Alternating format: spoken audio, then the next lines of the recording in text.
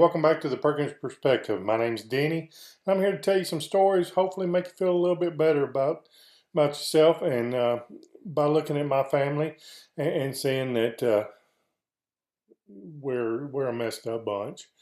But still, I hope that you are enjoying yourself along this journey. I know I am. I'm loving telling these stories. It's doing me good. My kids are watching them and they're loving them. My some of my family are watching them and they're enjoying them too. So it's worth it just to do that and to have something out there in the cloud that they can go back to and have fun with.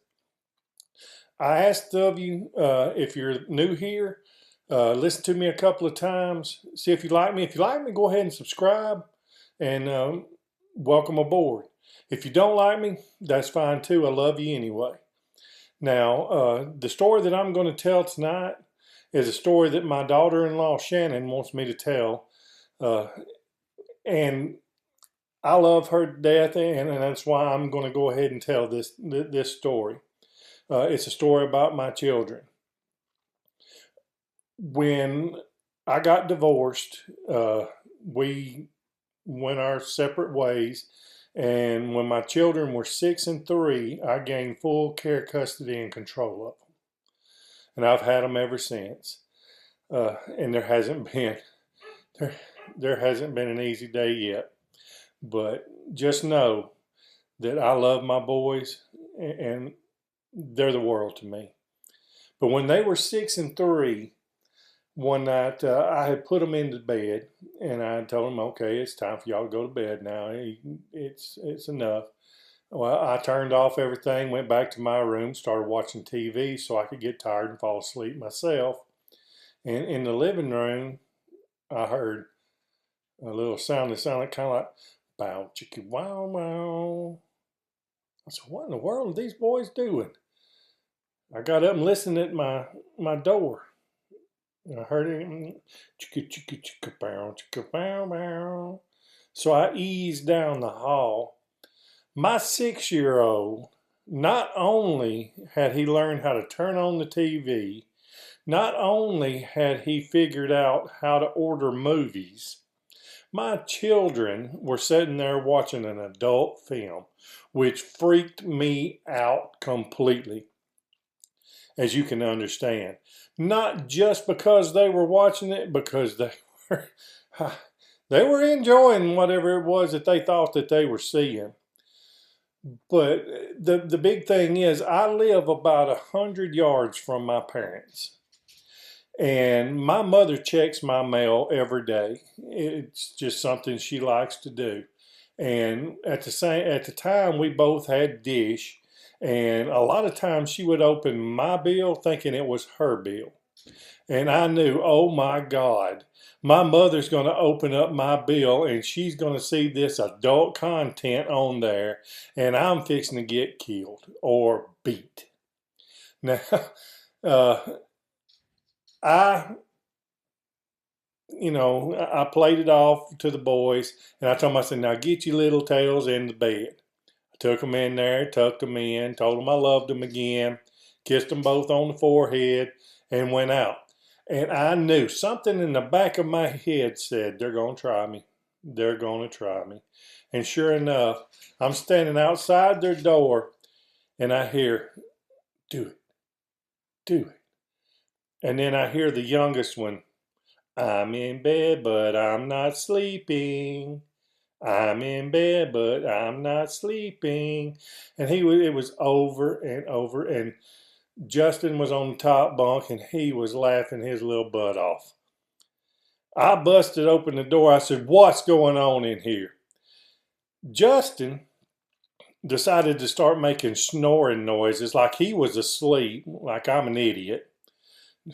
That youngest one, he was swinging like a monkey off the top bunk, the bottom of the top bunk, over his bed, just swinging back and forth, just a singing, I'm in bed, but I'm not sleeping. So I grabbed him and put him back in the bed, covered him up, kissed him on the head, said, now go to sleep. I walked back out in the hall, And I closed the door, walked out, and all I heard was, do it again, do it again, do it again. I dare you, do it again. And sure enough, I'm in bed, but I'm not sleeping.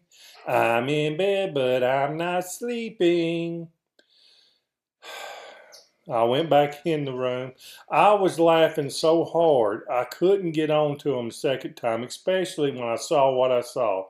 The oldest one somehow had situated himself to where I couldn't see his face, but he was snoring again.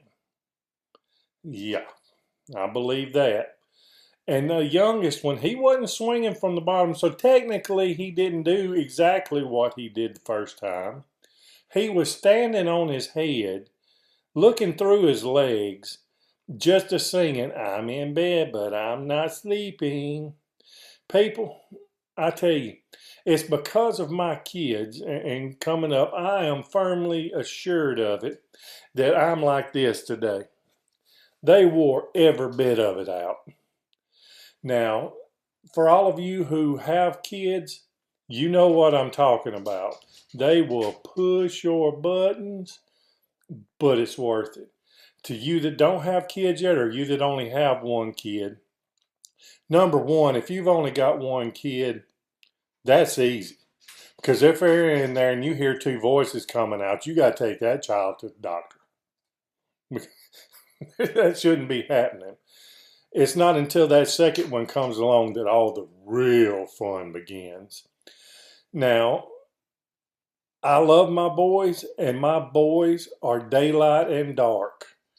But when they were young like that, my youngest one would lay over on his brother and just look up at him so adoringly, and he would just say, I love you, Bubba. You know, that filled my heart so much. That just seeing them two boys, and Justin would just let him lay on him. And then coming up later on, Justin would watch out for Josh. Josh was Justin's class's basically mascot. Everybody in that class protected their Joshy. And it was just they were thick as thieves, and you can't ask any more than that. And my boys too would I would hear from the school, and I would hear from people around, the parents and whatnot. They are so respectful.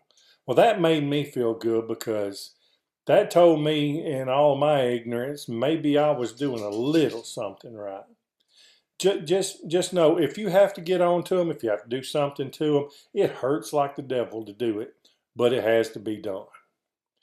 But I wanted to share that story with you, because that was one of the funniest things my two kids ever did, other than the time that they kind of got in a little bit of a brawl. Josh was maybe 5, 6 at the time, and he picked up a shovel and broke it over Justin's back. I heard about that when I was at work when that happened, but I heard about it when I got home. And boy, my mother was not happy with that one. And that's another thing too. If you live this close to the grandparents, know that you're going to hear this. I'm going to tell Mama. I'm going to tell Mama. I'm going to tell Mama. Well, it gets to the point where you just go ahead and punish them, take something away. My two boys, I was punished the way I was punished coming up. Didn't work. I may have spatted my boys 2 times, never worked. They just laugh and go back to doing what they were doing. The thing that helped, and you would have thought, oh my Lord, that's it. It's the rapture. It's Armageddon. Because I would walk in their room and take their PlayStation away from them and put it in the top of my closet. Now get in the yard. Y'all go find something to do. Use your brains and use your imagination. You ain't got it no more. I'm going to tell Mama. I'm going to tell Mama. You're being mean to me. And sure enough, this woman that raised us hard, she was rough on us. She made us, we had to walk a straight line. She's had my kids back since day one. And I'm like, where did this come from? Where did this come from? Because now, if I'd have done what I just punished them for doing, I wouldn't have been able to sit down for a week. All they did was lose their video game. And my mother's like, well, they're my grand youngins and they're grand. But I hope that you enjoyed that, and I hope that something I said may have picked your funny bone and tickled you a little bit. I hope that you have a great day. I hope everything you want in life comes true. But remember, you got to work hard for it. And I always try to end it with, I still try to live by my motto. And my motto has not served me well all the time. And that's, if you're going to be dumb, you better be tough. Anyway, I hope you have a great day. Subscribe if you've watched me a few times. Like the video anytime you want to like it. That just shows me that you know somebody's paying a little bit of attention. And share it out there. Let somebody know that you got this crazy guy from Alabama that's just talking smack about himself and his kids. And hopefully I can make somebody there smile too. Anyway, as always, as I try to say in these videos to end it, y'all be good.